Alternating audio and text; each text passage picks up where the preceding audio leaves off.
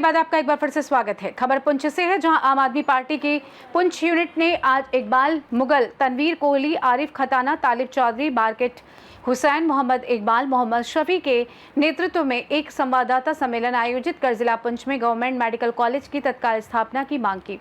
इकबाल मुगल ने केंद्र और राज्य सरकार दोनों से अपील करते हुए कहा कि पुंछ जैसे सीमावर्ती जिले में जीएमसी की स्थापना एक मांग नहीं, जनता की जरूरत और अधिकार है। उन्होंने चेतावनी देते हुए कहा कि अगर जल्द ही कोई कार्रवाई नहीं हुई तो आम आदमी पार्टी सड़कों पर उतरकर आंदोलन करने को मजबूर होगी। उन्होंने हाल ही में हुए भारत पाक सीमा संघर्षों की ओर इशारा करते हुए कहा कि उन परिस्थितियों में पर्याप्त मेडिकल सुविधाओं की कमी के कारण कई जानें चली गईं। साथ ही उन्होंने पुंछ के जिला अस्पताल की बदहाल स्थिति पर भी सवाल उठाए, जहां महिलाओं की जानें केवल बुनियादी सुविधाओं और स्टाफ की कमी के कारण चली गईं। मुगल ने कहा कि पुंछ में जीएमसी की स्थापना अब मांग नहीं रही, ये हमारे समुदाय के जीवन की सुरक्षा के लिए अनिवार्य है। सरकार अगर वाकई सीमावर्ती क्षेत्रों की भलाई चाहती है तो उसे इस दिशा में तुरंत कदम उठाना चाहिए। आप पुंछ यूनिट ने यह भी स्पष्ट किया कि वे जनहित के इस मुद्दे पर लगातार आवाज उठाते रहेंगे, चाहे उन्हें इसके लिए किसी भी स्तर का संघर्ष क्यों ना करना पड़े। आज की सबसे पहले मैं शुक्रगुजार हूँ हमारे जो मीडिया वाले लोग हैं, कम से कम ये हमारी जो खबर है वो सरकार तक पहुँचाते हैं। हमारी लोगों की क्या परेशानी है कम से कम वो उजागर करते हैं। अब सरकार उस पर कितना अमल करती है वो सरकार का मसला है।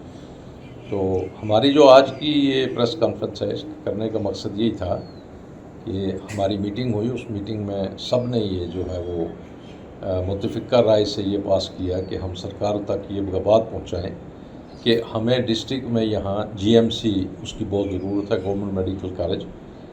कि हमने हालिया उस जंग में जो पाकिस्तान इंडिया के दरमियान एक जंग हुई तो हमने देखा कि हमारे 14 आदमी जो थे वो जहाँ बाग हो गए, वो बेचारे शहीद हो गए अपने मुल्क के लिए। तो दूसरे जो ज़ख्मी हुए लातादाद, वो उन लोगों को हमारा जो डिस्ट्रिक्ट हॉस्पिटल है इसमें ना तो डॉक्टर उनके अवेलेबल थे जो उनको सही ट्रीट कर सकते, ना उनको मेडिसिन मिल सकी और ना ही उनके लिए यहाँ वार्ड्स में कुछ जगह थी, उसके लिए परेशानी थी। फिर कुछ को राजौरी शिफ्ट किया, कुछ को कहाँ किया। तो अब यहाँ से जो बंदा ज़ख्मी राजौरी जाएगा तो वो तो रास्ते में ही दम तोड़ देगा, क्योंकि ज़ख्मों की ताब ना लाकर डॉक्टर यहाँ ना हो, मेडिसन ना हो। हालांकि ये इमरजेंसी मामले होते हैं और इमरजेंसी के लिए हमें यहाँ सब इक्विपमेंट पूरा चाहिए।